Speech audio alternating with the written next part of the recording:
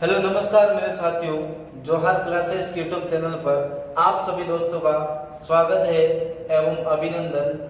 ठीक है दोस्तों, और आज जो हम बात करेंगे वो तारागढ़ दुर्ग के बारे में बात करेंगे। कला संस्कृति में हमारा जो चल रहा था वो राजस्थान के प्रमुख दुर्ग चल रहे थे दोस्तों। और दुर्ग में हम लोगों ने सोनारगढ़ दुर्ग के बारे में बात कर ली थी। और सोनारगढ़ दुर्ग के बारे में हमने विस्तार से अध्ययन किया था। सोनारगढ़ दुर्ग में दोस्तों दो बातें और ऐड कर देना, एक तो गढ़सीसर तालाब स्थित है यहाँ पर, और एक देखा जाए गढ़सीसर तालाब ऐड कर देना। और एक कुछ और बात है कि यहाँ पर गढ़सीसर तालाब ऐड कर देना, बाकी चल जाएगा। तारागढ़ दुर्ग अजमेर के अंदर स्थित है दोस्तों, और इसके बारे में विस्तार से अध्ययन करेंगे। आज की जो आपके लिए मोटिवेशन लाइन क्या है दोस्तों कि रक्त बहाकर श्रृंगार करो, खामोश यह तलवार नहीं, हम राणा के वंशज है, हार तो हमें स्वीकार्य नहीं। माना कि आप लोग अपनी तैयारी और खूब बेहतर से कर रहे होंगे, और ऐसी उम्मीद के साथ ही मैं अब आगे बढ़ रहा हूँ। अपनी तैयारी दमदार करना और गैरों के मुकाबले आगे ही जाना ध्यान रखना। दुर्ग के मामले में आपको मैं डीपली से डीपली देने वाला हूँ, ठीक है। आपको कभी कमी महसूस नहीं होने दूंगा कंटेंट में। और आगे जो हम आज तारागढ़ दुर्ग के बारे में बात करें दोस्तों, तारागढ़ दुर्ग दो है, ध्यान रखना। एक तो तारा के नाम पर रखा गया इसका नाम, और एक जो रखा गया है तारा मतलब पत्नी के नाम पर रखा गया, ध्यान रखना, ठीक है। और एक जो रखा गया वो तारे के समान आकृति दिखाई देती है, वो बूंदी के अंदर है, ठीक है दोस्तों। आगे बढ़ते हैं, देखो इधर तारागढ़ दुर्ग का जो निर्माण करवाएगा मेरे दोस्तों, इसका जो निर्माण करवाएगा, इस दुर्ग का जो निर्माण करवाएगा, ठीक है। अब देखो आप लोगों को दोनों याद रखना, क्योंकि आप जब भी बुक पढ़ते हो वगैरह तब दो सामने आते हैं, तो मैं यहाँ पर आपके दोनों डाउट क्लियर कर दूंगा। देखो निर्माण, इसका जो निर्माण करवाएगा 683 ईस्वी में, 683 ईस्वी में इसका दोस्तों जो निर्माण करवाएगा 683 ईस्वी में अजय पाल के द्वारा, अजय पाल के द्वारा। किसके द्वारा दोस्तों? अजय पाल के द्वारा इसका क्या करवाएगा? निर्माण करवाएगा। लेकिन दोस्तों मान्य मत क्या है? मान्य मत क्या कहता है कि मान्य मत के अनुसार, मान्य मत के अनुसार, मान्य मत के अनुसार, मान्य मत के अनुसार इसका जो निर्माण करवाएगा वो किसके द्वारा करवाएगा दोस्तों? तो ध्यान रखना, मान्य मत के अनुसार इसका जो निर्माण करवाएगा चौहान, मान्य मत के द्वारा इसका शासन करवाएगा अजय पाल के द्वारा, अजय पाल के द्वारा। किसके द्वारा दोस्तों? मान्य मत के अनुसार इसका जो निर्माण करवाएगा अजय पाल के द्वारा। सर अजय पाल के द्वारा जो निर्माण करवाएगा उस समय क्या था? तो उस समय जो समय था दोस्तों, वो समय क्या था? तो आप लोग याद रखना 11वीं सदी। क्या याद रखोगे? 11वीं सदी। क्या याद रखोगे? 11वीं सदी। क्या सर इसका नाम क्या था? तारागढ़ ही था? नहीं दोस्तों, इसका नाम तारागढ़ नहीं था। तो दोस्तों इसका प्राचीन नाम क्या है? तो हम यहां पर लिखेंगे इसका प्राचीन नाम, प्राचीन नाम। इसको कहा जाता था अजय मेरु दुर्ग, अजय मेरु दुर्ग। क्या कहा जाता था? अजय मेरु दुर्ग। और इसके नाम क्या मिलते हैं? गढ़ बिठली। क्या नाम मिलते हैं? गढ़ बिठली। ये इसके कुछ प्राचीन नाम मिलते हैं दोस्तों, गढ़ बिठली दुर्ग, अजय मेरु दुर्ग। अब जो देखा जाए दोस्तों इस दुर्ग के बारे में इंपॉर्टेंट बातें क्या है, इसके उपनाम बहुत मायने रखते हैं। उपनाम में देखो, उपनाम क्या क्या हो जाएंगे? इस जो दुर्ग है इसके उपनाम क्या हो जाएंगे दोस्तों? उपनाम देखा जाए तो इसको कहा जाता है राजपुताने की कुंजी, राजपुताने की कुंजी। राजपुताने की जो कुंजी है मेरे दोस्तों वो तारागढ़ दुर्ग को कहा जाता है। क्या कहा जाता है? राजपुताने की कुंजी। इसी दुर्ग को और किस नाम से जाना जाता है दोस्तों? तो इसको कहा जाता है अरावली का अरमान, अरावली का अरमान, अरावली का अरमान कहा जाता है मेरे दोस्तों। क्या कहा जाता है? अरावली का अरमान। मैं पूरा नक्शे के माध्यम से बताऊंगा आपको किसको क्यों कहा जाता है। अरावली का अरमान हो गया दोस्तों। अरावली का अरमान के बाद हो जाएगा, इसको कहा जाएगा अजय मेरु दुर्ग, अजय मेरु दुर्ग। अजय मेरु भी हो जाएगा। गढ़ बिठली भी इसका नाम हो जाएगा, गढ़ बिठली, गढ़ बिठली। राजपुताना की कुंजी, अरावली का अरमान, राजस्थान का हृदय, राजस्थान का हृदय। ये जो उपनाम है वो भी किसके हैं? हमारे तारागढ़, राजस्थान का हृदय, राजस्थान का हृदय, गढ़ अजमेर दुर्ग, गढ़ पिटली दुर्ग, अरावली का अरमान, राजपुताना की कुंजी, राजस्थान का जिब्राल्टर, राजस्थान का जिब्राल्टर।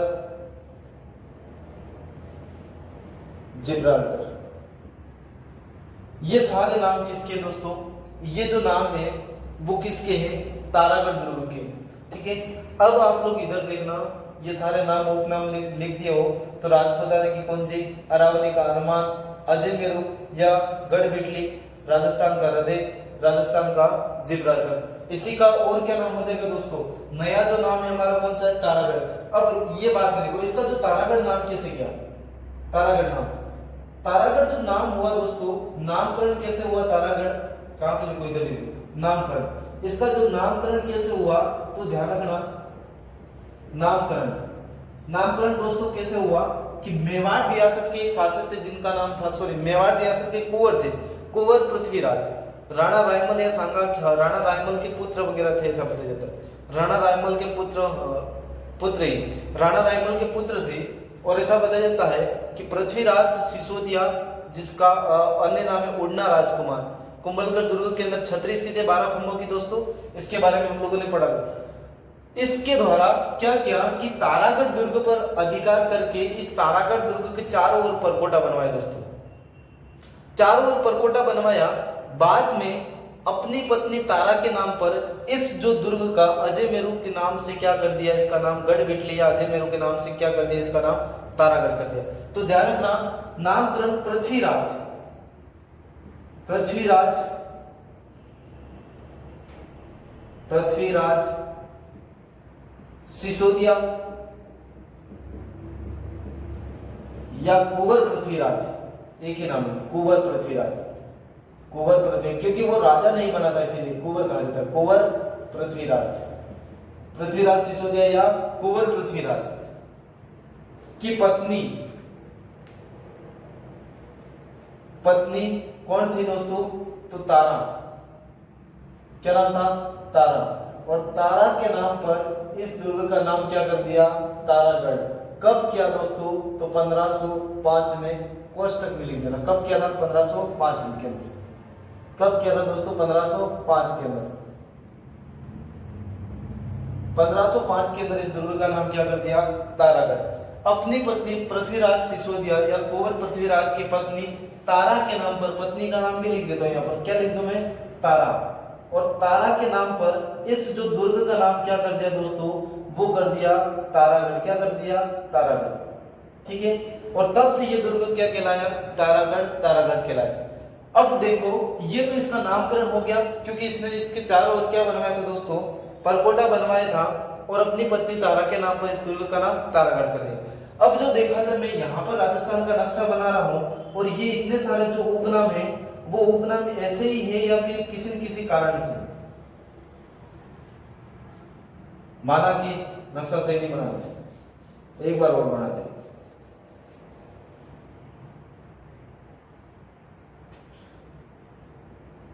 किसी न किसी कारणवश रखे गए होंगे नाम दोस्तों, माना कि ये सही है, समझो। ठीक है, अब ये राजस्थान का नक्शा है तो भी सही नहीं बनेगा।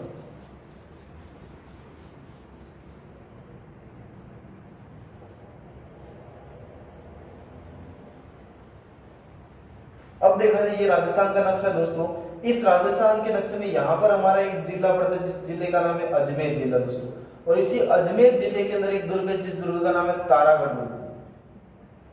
तारागढ़ दुर्ग अजमेर के अंदर है, तारागढ़ दुर्ग। ठीक है, अब देखा जाए इसी तारागढ़ को कहा जाता है राजपुताने की कुंजी। राजपुताने की कुंजी इसीलिए कहा जाता है क्योंकि जब भी हम, क्या कुंजी का मतलब होता है चाबी होता है। ठीक है, क्या होता है? चाबी। अब देखा जाए कि जब भी इस राजस्थान पर अधिकार करना हो तो राजस्थान पर अगर आपको अधिकार करना है तो आपको सबसे पहले मिड पॉइंट, मध्य पॉइंट, मतलब मध्य में जो जगह है उसको जीतनी पड़ेगी। अंग्रेज जब भी आए थे 1857 की क्रांति से के समय दोस्तों, अंग्रेजों ने भी अजमेर के अंदर अजमेर को अपना मुख्य अड्डा बनाया था। इसके बाद उनका जो मुख्य अड्डा था मांडा, वो सिरोही वाला था दोस्तों।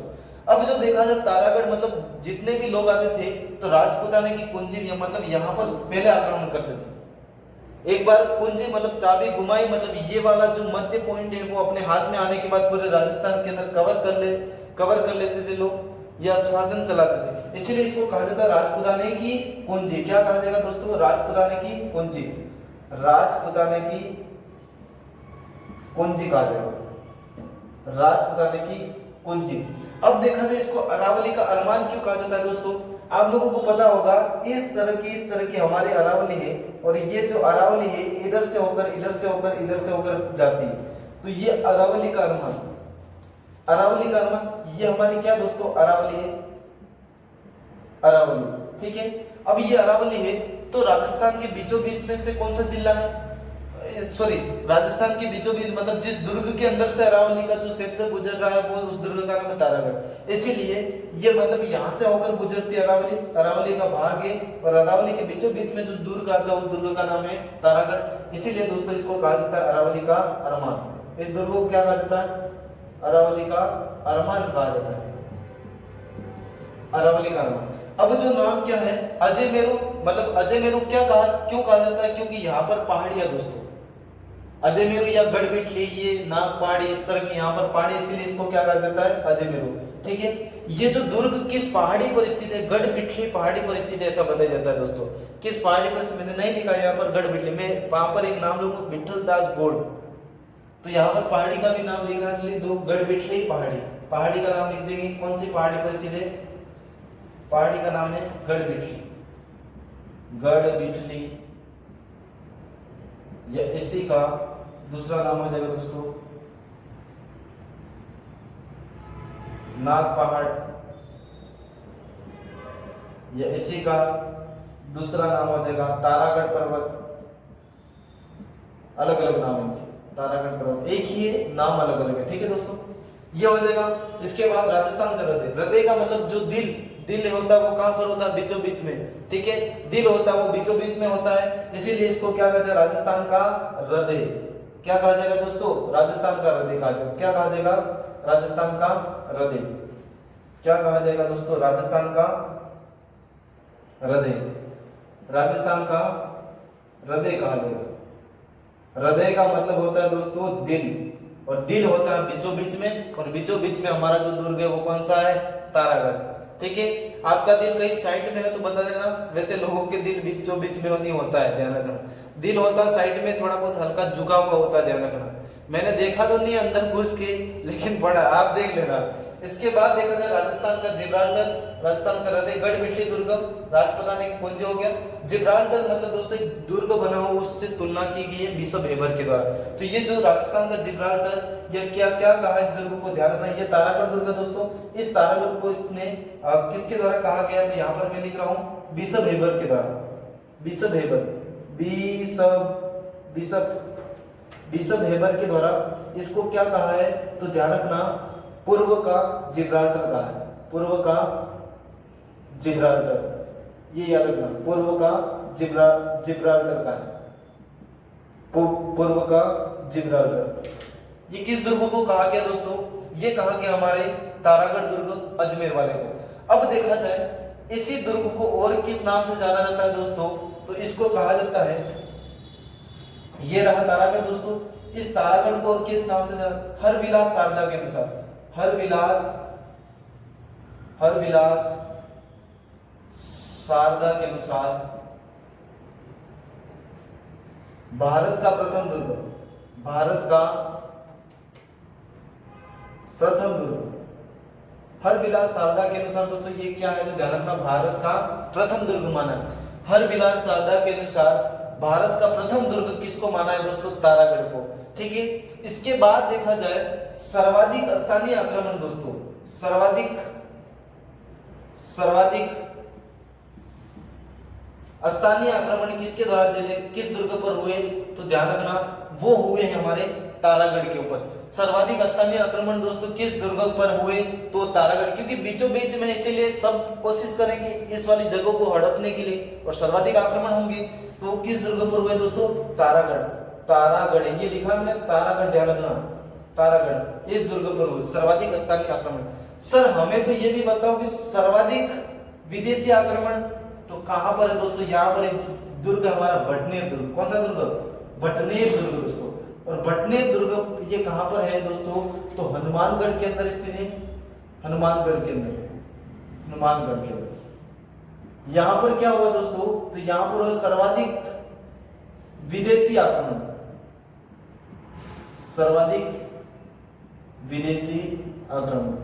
ठीक है दोस्तों, यहां पर क्या हुआ, सर्वाधिक विदेशी आक्रमण। ये जो सारी बातें किसकी थी, तारागढ़। अब जो देखा जाए कि सर इस दुर्ग के अंदर और कुछ है, और कुछ है, और कुछ है, तो ध्यान रखना दोस्तों। और देखा जाए तो यहाँ पर जलाशय, यहाँ पर मैं तीर मार के लिख रहा हूँ दोस्तों, जलाशय। जलाशय कौन कौन से हैं दोस्तों, तो जलाशय याद रख लेना आप लोग, इब्राहिम का जलाशय। कौन सा जलाशय, इब्राहिम का जलाशय,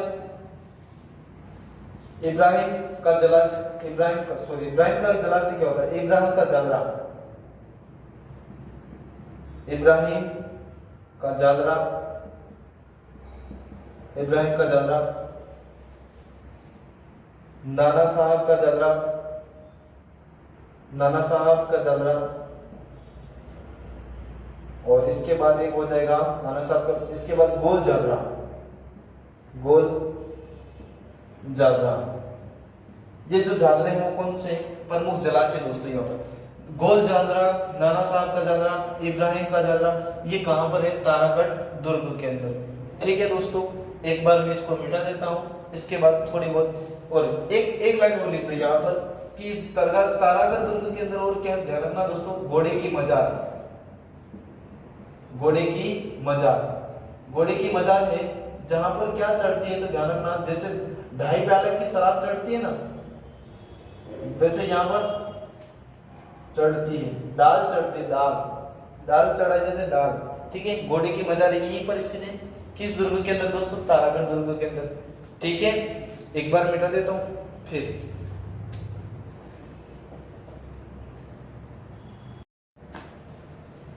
अब जो बातें हैं दोस्तों छोटी छोटी हैं, इसके बाद ये जो दुर्ग हमारा क्या हो जाएगा, खत्म हो जाएगा। देखो कौन सा दोस्तों क्या पढ़ा था हम लोगों ने, इतना ही चाहिए हमारा बेस। अब यहाँ पर देखा जाए दोस्तों, इसके अंदर भी क्या है, तो दोस्तों बुर्जे, क्या है, बुर्जे। बुर्जे देखा जाए कितनी बुर्जे हैं, तो ध्यान रखना बुर्जे कितने हैं, 14 बुर्जे। सर्वाधिक 99 बुर्जे वाला जो दुर्ग है दोस्तों वो है सोनारगढ़ दुर्ग। ठीक है दोस्तों, सोनारगढ़ दुर्ग जैसलमेर के अंदर। यहाँ पर जो बुर्जे हैं वो कौन कौन सी बुर्जे, आपको सारी बुर्जों का नाम याद रखना है दोस्तों, सारी बुर्जों का क्या नाम याद रखना है, याद रखना है। बुर्जे कौन कौन सी हो जाएगी, मैं यहाँ पर लिख देता हूँ। एक है फतेह बुर्ज, फतेह बुर्ज, फतेह बुर्ज के बाद हो जाएगा श्रृंगार चौरी बुर्ज, श्रृंगार चौरी बुर्ज। अब मैं बुर्ज बुर्ज न लिखूंगा, ओनली बहुत बुर्जों का नाम ही लिख दूंगा। ठीक है दोस्तों, श्रृंगार चौरी बुर्ज। अब श्रृंगार चौरी बुर्ज यहाँ पर है, श्रृंगार चौकी कहां पर है, और श्रृंगार चौरी कहां पर है, ये बात करेंगे हम। ठीक है, 3 नंबर पे हो जाएगी इमली बुर्ज, इमली बुर्ज, इमली बुर्ज। 4 नंबर पे हो जाएगी फतेह बुर्ज, इमली बुर्ज होगी, नकारची बुर्ज, नकारची, नकारची बुर्ज। इसके बाद लिखेंगे 5 नंबर पर फोर्टी बुर्ज, फोर्टी बुर्ज।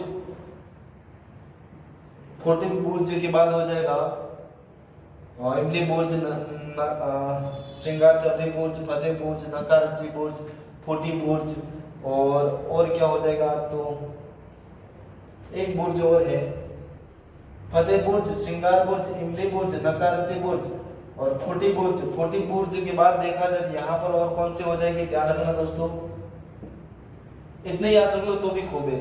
नकारची, इमली, श्रृंगार चौरी, फतेह बुर्ज, फोर्टी बुर्ज और 2-3 और हैं, मुझे याद नहीं आ रही है। फतेह बुर्ज हो जाएगी, श्रृंगार चौरी बुर्ज, इमली हो जाएगी, नकारची हो जाएगी और फोर्टी बुर्ज।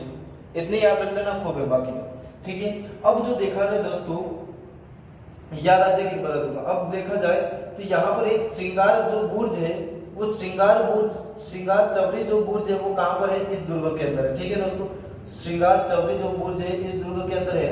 अगर आपसे ये पूछा जाए कि श्रृंगार जो चौकी है वो श्रृंगार चौकी कहाँ पर है दोस्तों, तो जो श्रृंगार चौकी हो जाएगी वो हमारी मेहरानगढ़ दुर्ग के अंदर हो जाएगी। ये आप नोट बना के लिखना, मेहरानगढ़ दुर्ग दोस्तों जोधपुर के अंदर, नोट बना के लिखना।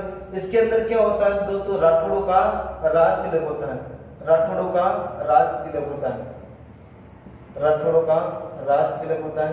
ठीक है, इसके बाद देखा जाए तो यहाँ पर और क्या है, और एक होता है श्रृंगार चौकी हो गया, एक होता है श्रृंगार चवरी, श्रृंगार चवरी। ये जो दोस्तों श्रृंगार चवरी है ये भी नोट में ये नोट में लिखना। श्रृंगार जो चवरी है वो चित्तौड़ दुर्ग के अंदर है दोस्तों, और इसका जो निर्माण करवाया गया था वो निर्माण किसके द्वारा करवाया गया था, तो कुंभा के कोषाध्यक्ष थे जिनका नाम था वेलका। और ये किसकी थी, तो कुंभा की पुत्री थी जिनका था नाम था रमाबाई की। किसकी थी, रमाबाई। किसकी पुत्री थी दोस्तों, तो कुंभा की पुत्री थी, और इसकी क्या मानी, उसकी शादी की क्या मानी गई है, चवरी मानी गई। ठीक है, कुंभा की पुत्री रमाबाई की ये क्या थी, चवरी थी। इसके बाद देखा जाए चित्तौड़ दुर्ग वर्तमान में इसको क्या बना दिया गया है, तो ध्यान रखना दोस्तों वर्तमान में ये क्या है, तो वर्तमान में जैन शांतिनाथ जैन मंदिर, शांतिनाथ जैन मंदिर बना दिया गया, शांतिनाथ जैन मंदिर बना दिया गया इसको। ठीक है, ये 2-3 बातें लिख देना। इसके बाद देखा जाए श्रृंगार चवरी जो बुर्ज यहीं पर है 6 नंबर पे, यार गुगड़ी लिख देना, गुगड़ी, गुगड़ी। और एक और लिख देना घूंघट, घूंघट, घूंघट। और घूंघट के बाद 8 नंबर पे लिख देना, घूंघट के बाद लिख देना फतेह लिख देना दोराई बुर्ज, दोराई बुर्ज। ये तीन ही थे। ठीक है, इतने खूब है, दोराई, घूंघट, घुंगड़ी, फूटी, नकारची, इमली, श्रृंगार चौरी बुर्ज और फतेह बुर्ज। इतने याद रख लेना खूब है, ये पूछ जाती है एग्जाम में, इसीलिए मैंने लिखवाई। इसके बाद देखा जाए दोस्तों तो एक लाइन और याद करना कि शाहजहां के समय, किसके समय, शाहजहां के समय, शाहजहां के समय ये जो दुर्ग किसको दिया जाता है, तो शाहजहां के समय ये दिया गया था विठल दास को। किसको दोस्तों, विठल दास को दिया गया था। और इसी विठल दास या विठल दास को दिया गया था, और इसी के नाम पर इस दुर्ग का नाम क्या रखा गया था, या यहाँ पर एक पहाड़ी जिस पहाड़ी का नाम है गढ़ बिटली, इसी के नाम पर नामकरण किया गया था। गढ़ बिटली दुर्ग भी कहा जाता है, गढ़ बिटली पहाड़ी भी इसी के कारण कहा जाता है। ये किसके नाम पर किया गया था, तो विठल दास के नाम पर किया गया था दोस्तों। विठल दास के समय दिल्ली का जो बादशाह था जिसका नाम था शाहजहां था, और इसके समकालीन की बात है। भारत का प्रथम दुर्ग माना जाता है ये हरविलास सरदार के अनुसार। ठीक है, और एक इसके अंदर दरगाह है दोस्तों। दरगाह कौन सी है, मैं यहाँ पर लिख देता हूँ, इसको मिटाकर यहाँ पर लिख देंगे दरगाह।